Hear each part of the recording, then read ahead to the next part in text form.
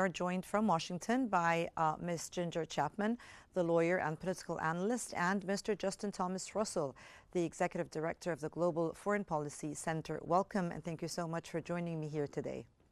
I'll start with Ms. Chapman.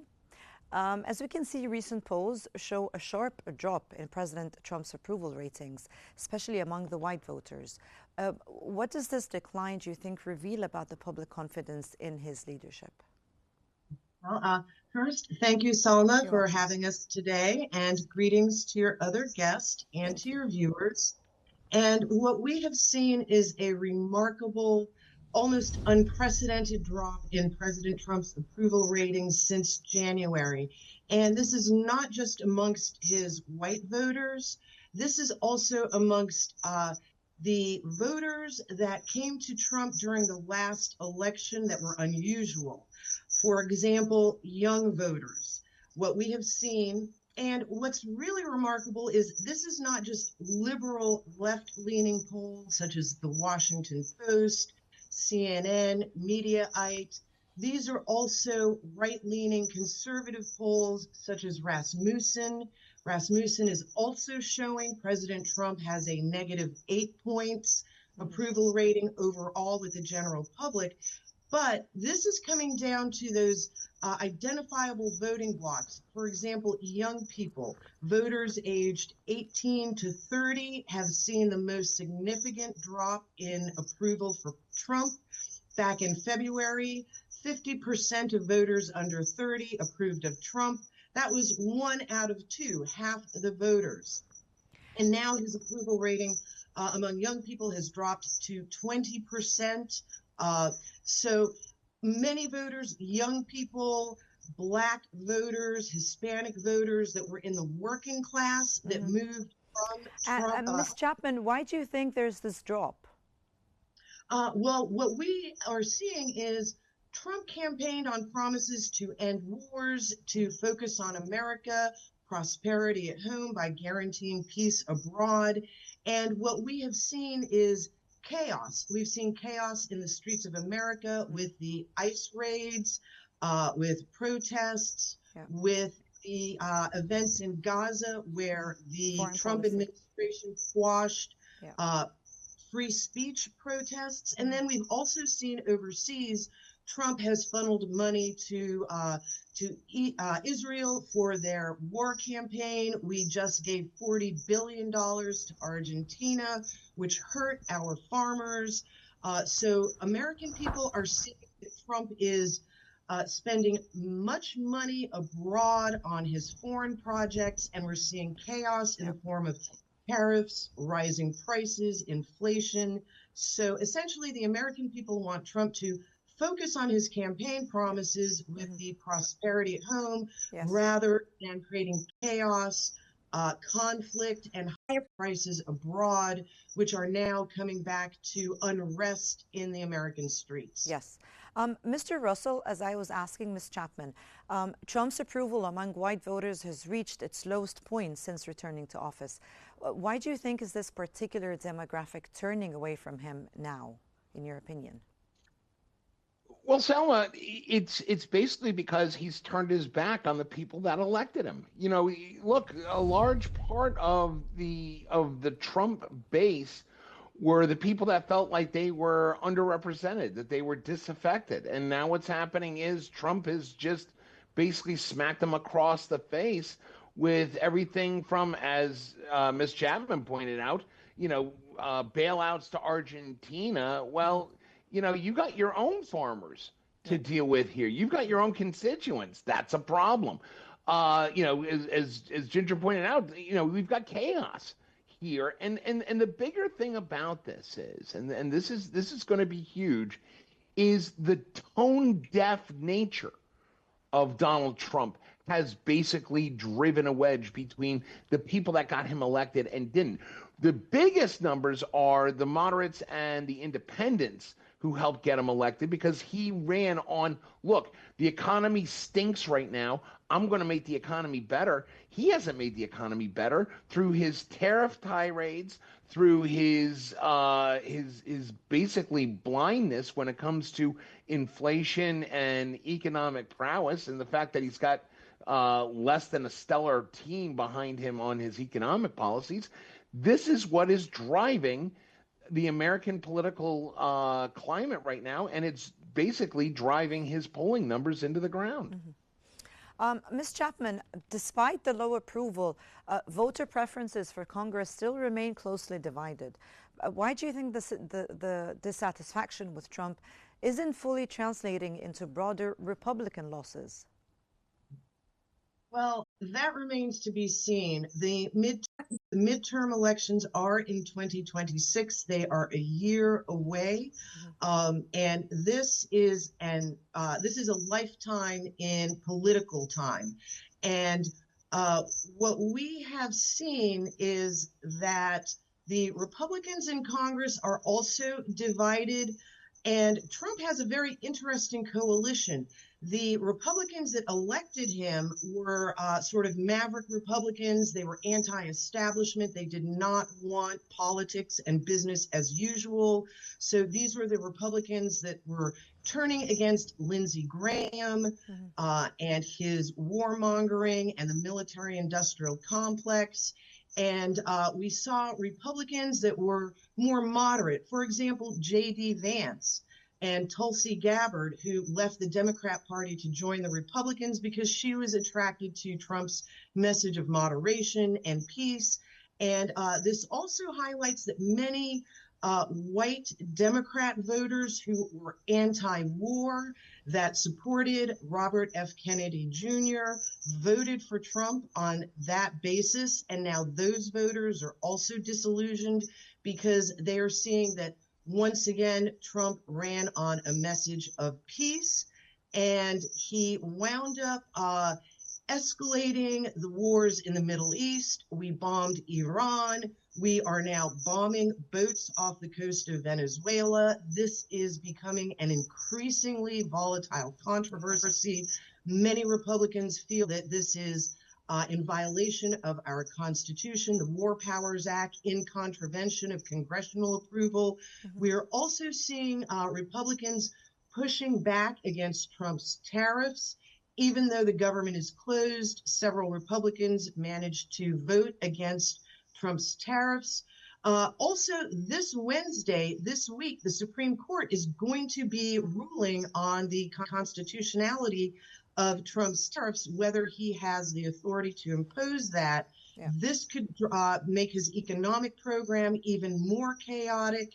So we are seeing increased escalating war drums being banged in Venezuela, now talk of perhaps Colombia, Cuba. We have not resolved any of the issues in the Middle East. Those appear to be escalating. We have not solved Ukraine in 24 hours. So American voters are looking askance at President Trump, at his campaign promises and his actions. At the same time, as you mentioned, he is building a beautiful ballroom, not with taxpayer money. However, the optics do not look good. And then he was also bragging about redoing the Lincoln bathroom in marble, which was appropriate for the era. We know this is because Trump came back from his visit to the Middle East. He saw the glorious marble palaces there. And this is what he is thinking of instead of the well-being of the American people. Mr. Russell, still on the same topic, polls suggest that while many white voters disapprove of Trump, they still lean Republican. How do you explain that contradiction? Well, I mean, it's very simple. They can lean Republican. Look, we've got two big governors' races that could set the standard for the midterms, which could be kind of a bellwether for what the Republicans are going to look at, maybe going into the election cycle in 28. You've got the governor's race here in Virginia. between Abigail Spanberger and the current Lieutenant Governor Winsome Sears. And then you've got New Jersey, where you've got an incumbent member of Congress and a incumbent Republican politician in New Jersey, where Mickey and could actually lose, and the Republicans could win. The dynamic that we're seeing here is that the Republicans that matter are the ones that sit there and they talk about, they're more focused on the kitchen table politics. The ones that say, can I put food on my table to feed my family? Can I keep a roof over my head to protect my family? Yep. Is there a national security initiative that will keep my family safe? Those are the issues that are keeping, and those are the issues that keep Republicans.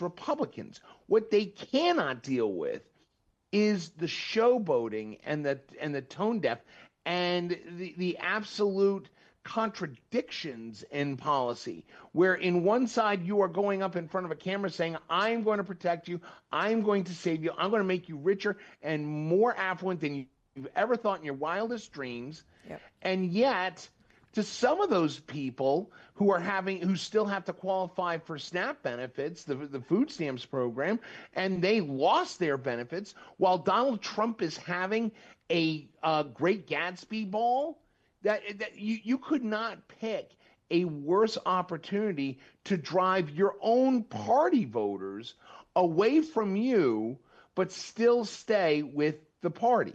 And that's what I think we're seeing here right now. I think the cracks in the armor of Donald Trump being the Republican Party god are starting to fall apart, and we're starting to see a move away from just the party of Trump back to some of the basics of the Republican Party. That's at least, if I was a Republican, that's what I would hope for.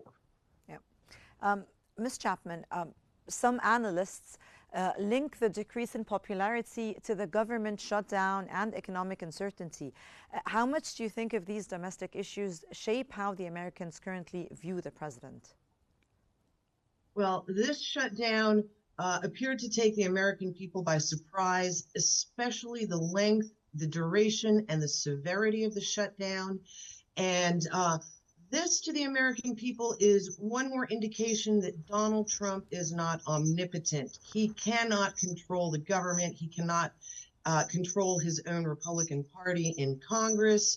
This is leading to civil war battles within the Republican Party over elements of our foreign policy and our domestic policy. Republicans rule over states that have incredibly poor white populations as well as wealthy populations. So this government shutdown, and especially the optics of President Trump being abroad, going to trade conferences and international summits. At the same time, the government, our own government here at home, is shut down, signals to the American people that he is not focusing his attention at home to the extent that he should be. We know and understand President Trump has international obligations. However, this is a crisis time in America, and many of the issues that in our system that have been broken for a long time are coming to a head right now.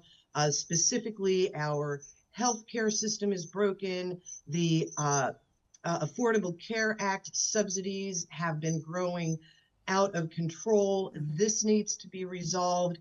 And American people were very surprised at the number of Americans on food stamp benefits, 42 million Americans. Wow. We realized that the number increased dramatically under the Biden administration. Yes. So there are many economic indicators that are alarming the American people. Young people cannot afford to buy homes. Grocery prices are still increasing. They're 25% higher than they were 4 years ago. Yes. And insurance is becoming unaffordable, not just health insurance, but also home insurance. So there are a great many economic issues that Trump needs to deal with at home. One thing that has changed that Trump doesn't seem to realize is generations ago, Americans would join a political party and they would stay in that party until they would die. If they were a Democrat, they'd vote Democrat until they died. If they were Republican, same thing. What we are seeing now is Americans, especially younger Americans, are willing to cross political lines to vote. They are willing to change political parties if they do not like the direction the political party is going. So this is something Trump needs to be very aware of. So this is a huge change apparently now.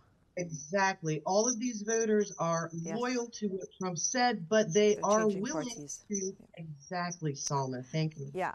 Mr. Russell, do you think Trump still enjoys support within his own MAGA base? I mean, despite the decline in his approval rates. What are your thoughts? Yeah, you know what? I mean, the indications are that, once MAGA, always MAGA. I think, is there some erosion? Yeah, I think there is some erosion. When you talk America first, how do you spend so much time having accolades brought to you by foreign leaders and spending so much time overseas when you've got problems here at home? I think they might get a little bit disappointed in Trump, but I think the MAGA is going to be the MAGA base. We might see a little bit of erosion in that. They do treat him kind of as a minor deity. What I would say though is that the ones that were MAGA leaning are the ones that he is losing and losing at rapid pace. You look at some of the latest polling, as we pointed out earlier, even a RMG Research, which has largely been looked at as a wholly owned subsidiary of the Trump campaign, has Donald Trump for the first time underwater. And I never would have thought that I would have seen those numbers from them. Donald Trump could have literally run down Pennsylvania Avenue screaming like a lunatic, and they'd still have him up. And yet, for the first time, we're seeing RMG Research come back and saying, no, people actually disapprove of him. That's a big telltale sign where we're starting to see the MAGA leaning drive away from him. Now, the big question here, Salma, is can the Democrats take advantage of this? The Democrats right now have an absolute talent for snatching defeat out of certain victory. They don't have a plan. There's criticism within the party that they don't have any idea of which ways forward. They don't have a clear, young, vibrant leader like they had in maybe Barack Obama or a Bill Clinton. That person doesn't exist right now. They got to find that and find that quick if they're going to try and, at minimum, offset the Trump train. At best, have any possible leaning towards winning in the midterms in 26 or winning back the White House in 2028. Ms. Chapman, the polls suggest that concerns about inflation and SNAP benefits cutoff are driving disapproval. Do you see this as a temporary reaction or maybe a more deeper economic backlash and maybe more permanent? Well, the root causes of this recent controversy are not going away. They are deep. So the concerns about our SNAP program, our welfare benefits, our health insurance subsidies, those are not issues that can just be resolved right away with one continuing resolution or 1 year's budget. These are issues that have deeply divided the American people, including the Republican Party, for decades, and they are getting worse. They are not getting better, and they do need to be resolved. One of the things your other guest, Justin, mentioned is that the Democrat Party has an incredible opportunity right now to distinguish themselves from the Republicans and state what they want to do to help American citizens, their normal constituency, the poor, the downtrodden, the misfits, as well as the elites. However, they're not capitalizing on this. The Democrats are still in a disarray over the last election. Their leaders are still trying to figure out what happened with Kamala Harris's candidacy. The rank and file Democrats are in a disarray. They want to resist Trump more than anything, so they cannot articulate any policy proposals that they stand for other than resistance to Trump. And at the same time, what's really remarkable is the Republican Party is having a deep civil war, and this is completely over Israel. This is unprecedented and phenomenal. However, the Republican Party is divided into a America First MAGA camp versus the Israel First MEGA, Make Israel Great Again camp. And we are seeing a battle between public figures such as Senator Ted Cruz, Senator Lindsey Graham, journalist Mark Levin, Laura Loomer, are now attacking Republicans such as Tucker Carlson, Marjorie Taylor Greene, even Steve Bannon, Trump's longtime personal friend and spokesperson. So there is a civil war in the Republican Party between the Israel First and America First that is now consuming the Republican Party and rendering them as much in a disarray as the Democrats. And one thing is, to use an old expression, the American eagle needs two wings to fly. We need the Democrat Party and we need the Republican Party. And both parties are in a disarray at this time.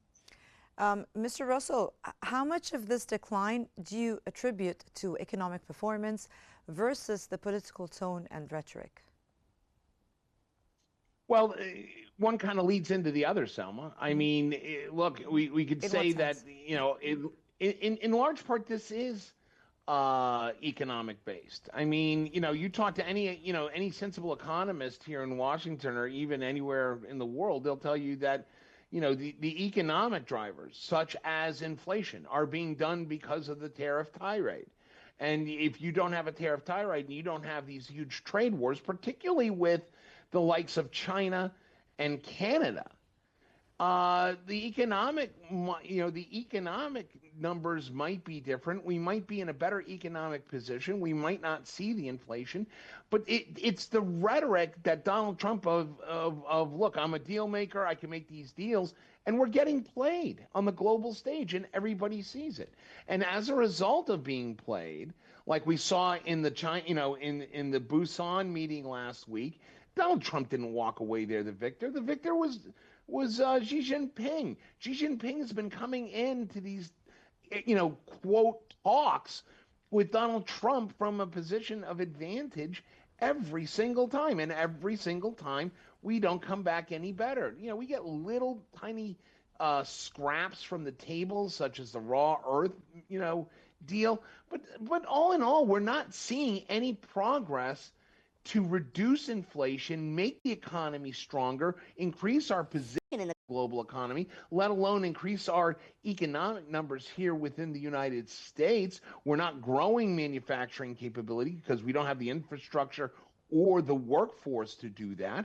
And quite frankly, all of the people that are playing these Jedi mind tricks on Donald Trump, such as, he goes over to Japan and says, oh, look, Toyota's going to do $1 billion worth of investment here in the United States. Well, Toyota may say that just so they don't tear up the living, the living daylights out of their vehicles that they have to bring in with parts from other parts of the world. But, and also you don't want ICE raiding one of their facilities, as we saw in the Hyundai situation in Georgia.